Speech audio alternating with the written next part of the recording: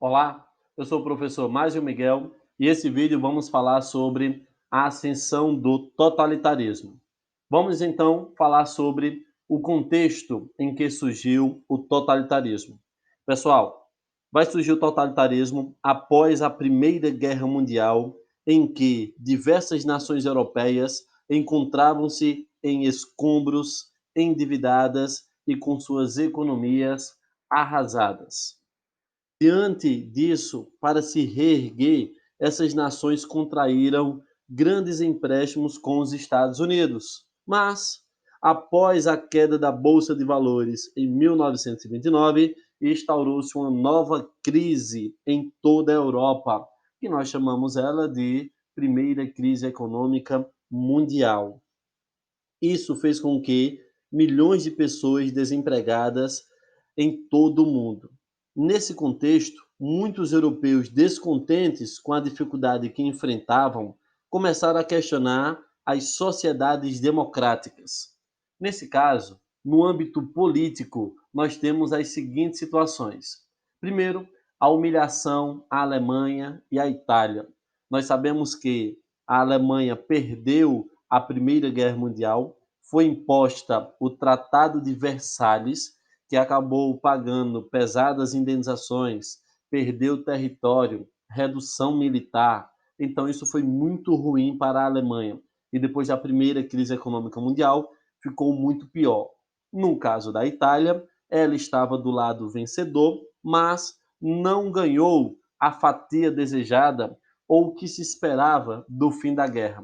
Também estava assolada numa crise econômica e política. Diante dessa situação, sabemos que a década de 1920 trouxe o sentimento de nacionalismo, esse amor exagerado pelo seu país, essa ideia de valorização exacerbada da cultura nacional, especialmente seus símbolos, bandeira, hino e heróis nacionais.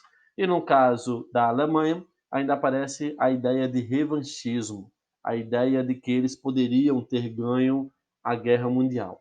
Outro ponto importante seria a crítica ao pensamento liberal e a descrença no regime democrático. Pessoal, diante do contexto da crise no entre guerras, iniciou-se esse processo de desenvolvimento de ideias políticas que buscavam solucionar e apontar saídas para os problemas.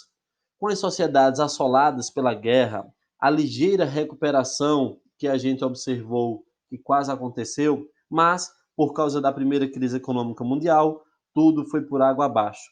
A contínua dificuldade enfrentada, como desemprego, baixos salários e a alta inflação, fez surgir dúvidas de que o liberalismo e a democracia pudessem resolver os problemas.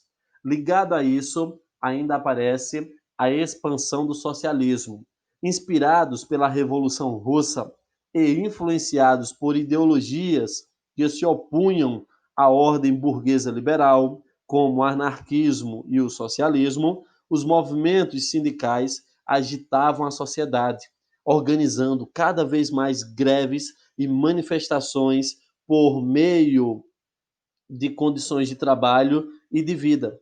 Esses movimentos causavam receio em setores sociais que temiam uma revolução nos moldes ocorridos na Rússia em alguns anos antes. Pois então, a descrença no liberalismo e na democracia era enorme.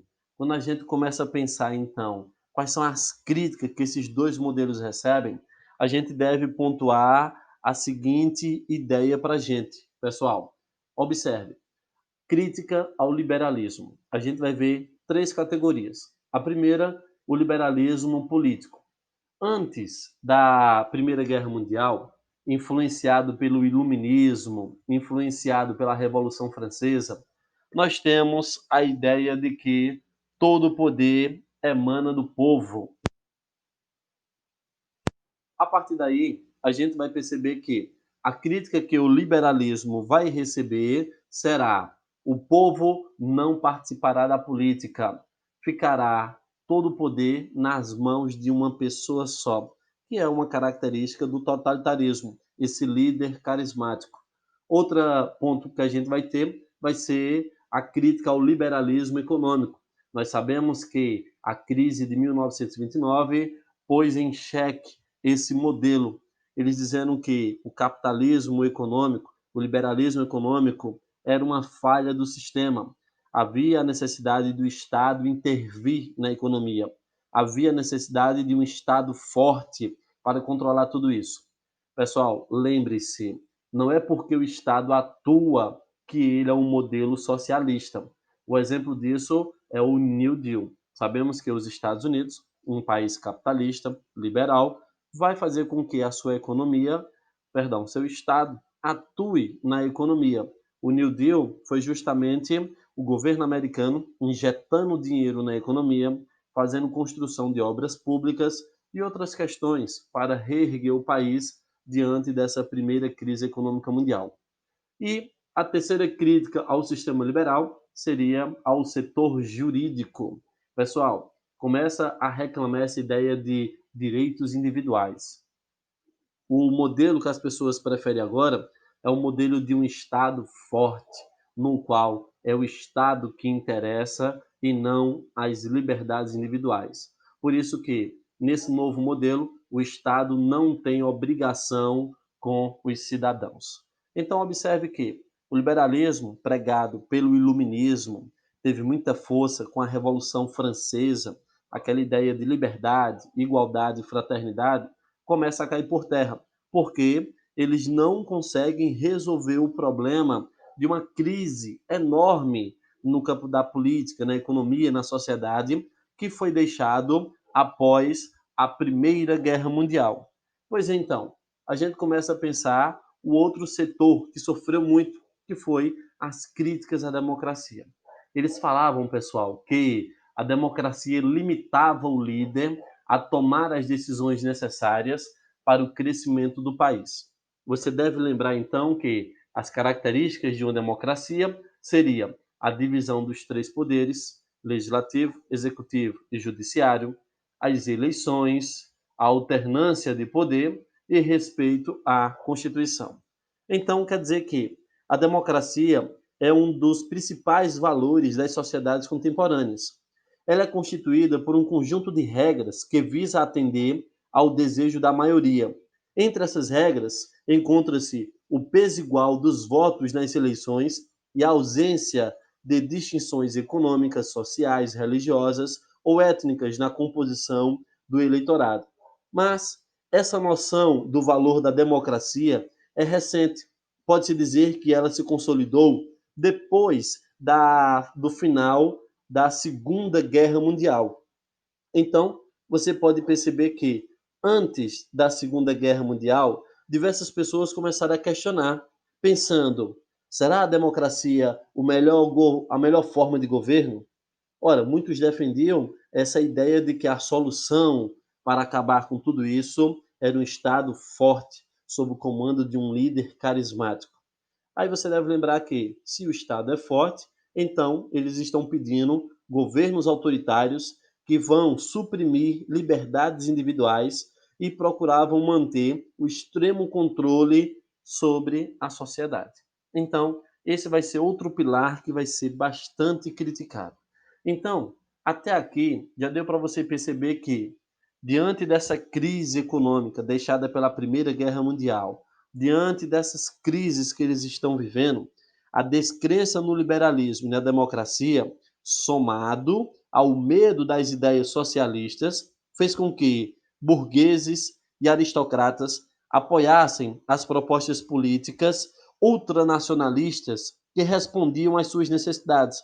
Quer dizer que a gente vai ter o antiliberalismo, o anticomunismo e o totalitarismo. O Estado passou a ter um grande papel na condução nacional, reprimindo todos que fossem contrários a esses interesses.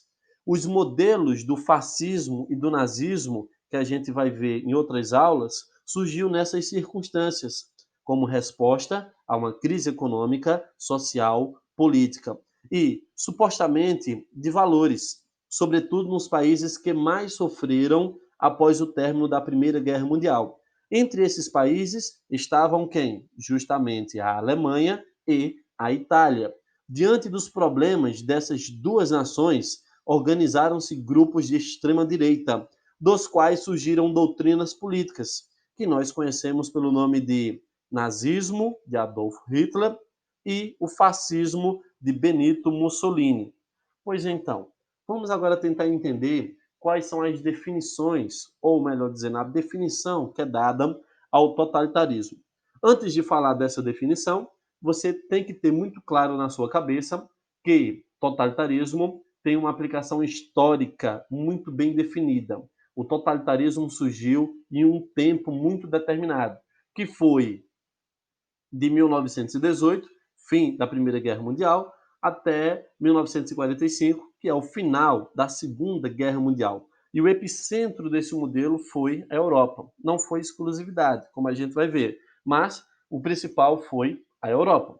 Nesse caso, a definição que nós temos para totalitarismo seria o poder total nas mãos do Estado. Então, galera, preste atenção na palavra totalitarismo, o poder total nas mãos do Estado. Se liga nessa frase de Benito Mussolini: tudo para o Estado, nada contra o Estado, nada fora do Estado. Quer dizer que essa ideia de que o governo com o Estado forte, sob o comando de um líder carismático, começa a aparecer para a gente. Eu vou fazer aqui alguma ressalva. Veja, para ser chamado de fascista, é preciso ter todas as características e estar dentro do contexto do entre-guerras. Hoje, o que nós temos são traços e tendências do fascismo. Tenham muito cuidado com isso, porque todo totalitarismo ele é autoritário, mas nem tudo que é autoritário é totalitarismo. Tivemos aí diversos modelos políticos que a gente vai abordar ao longo da história. Pois então, vamos agora tentar identificar um pouco dessas características do totalitarismo. A primeira seria o culto ao líder, o poder nas mãos de um líder enérgico. Nós sabemos que na Itália tem o Benito Mussolini, na Alemanha o Adolf Hitler, na Espanha vai aparecer o Franco, em Portugal vai aparecer Salazar e outras figuras importantíssimas para a gente. Então, uma figura central que acaba mesclando ele e o Estado é fundamental nesse modelo. Nós temos a ideia de partido único, então não pode haver diversos grupos lutando pelo poder, como a gente viu no modelo democrático. Eles não acreditam mais nessa postura. Temos então o nacionalismo, que a gente já lembrou ele, que seria essa valorização exacerbada da cultura nacional, especialmente os seus símbolos, bandeira, hino, heroísmo nacional. Então, o nacionalismo vai dizer que aquele país é melhor do que o outro. Se for preciso destruir o outro país para que ele possa se vangloriar, para que eles possam crescer, vai aparecer nesse modelo. Cuidado para não confundir nacionalismo com patriotismo. Existe uma diferença entre eles. Outra característica do totalitarismo seria falar sobre o fim das liberdades e dos direitos individuais e coletivos. Por quê? Como a gente viu, o poder total nas mãos do Estado. É o Estado que interessa frente ao indivíduo que vai aparecer no Iluminismo e pós-Revolução Francesa. Outra categoria seria a comunicação de massa. Intenso uso dos meios de comunicação de massa para difundir a ideologia do partido, enaltecer a imagem do líder e exaltar o governo. Então, nessa época, foi bastante utilizado o rádio, o cinema e a televisão como meio de manobra desses grupos. Outro ponto que nós temos seria a censura e o controle dos meios de comunicação. É fundamental que todo o poder esteja na mão do Estado e que ninguém fique contra ele, que ele tenha voz sozinho. Então, olha aí, ó, a charge colocada mostrando que o povo não tem voz.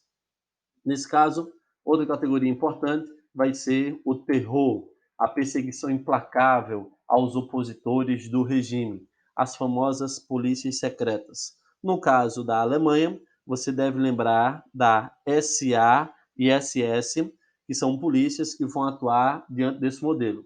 Ligado a isso, os modelos totalitários, eles têm uma capacidade de movimentar a população, né, de trazer um nicho da população, amplos setores da sociedade são articulados diante desse modelo. Nós temos, então, a atuação de milícias, já que essa mobilização ela é tão grande que grupos civis armados, com livre uso da força, começa a intimidar opositores do governo. E nós temos, então, a ideia de criar um inimigo, justificar a permanência do regime no poder. No caso, os modelos totalitários, nós tivemos aí diversos inimigos. Ora, os modelos democráticos, ora, são os modelos comunistas. No caso da Alemanha, a gente pode falar também da ideia de superioridade racial, em que eles vão se declarar superiores aos demais, que é o modelo ariano, e eles vão então emplacar a sua fúria sobre os demais grupos. E nós sabemos que o grupo que mais sofreu foram os judeus. Então você pode observar que nós temos diversas características para o modelo totalitário. Pessoal, o totalitarismo, ele não é exclusividade da Itália e da Alemanha. Ele é fruto daquele período. Então, a gente pode elencar aqui alguns países para vocês terem essa noção. A Itália, nós chamamos o totalitarismo de fascismo, na Alemanha, nazismo, na Espanha, franquismo, em Portugal, salazarismo, no Brasil, varguismo, que é o Getúlio Vargas, não o governo dele todo, tá? É um período pequeno, que é de 37 a 45, que a gente vai estudar posteriormente. Depois nós temos no Japão, que é o nome do líder, que é Hirohito. A União Soviética também entra como um modelo totalitário, que vai ser chamado de stalinismo, que é em homenagem à figura de Joseph Stalin, e é um sistema de esquerda. E nós temos outros países também, a exemplo da Grécia, Hungria, Polônia, Áustria e tantos outros que nesse período acabou adotando esse modelo de um Estado forte, isto é, o poder total nas mãos do Estado. Então, para finalizarmos, temos essa imagem mostrando o Hitler e o Mussolini.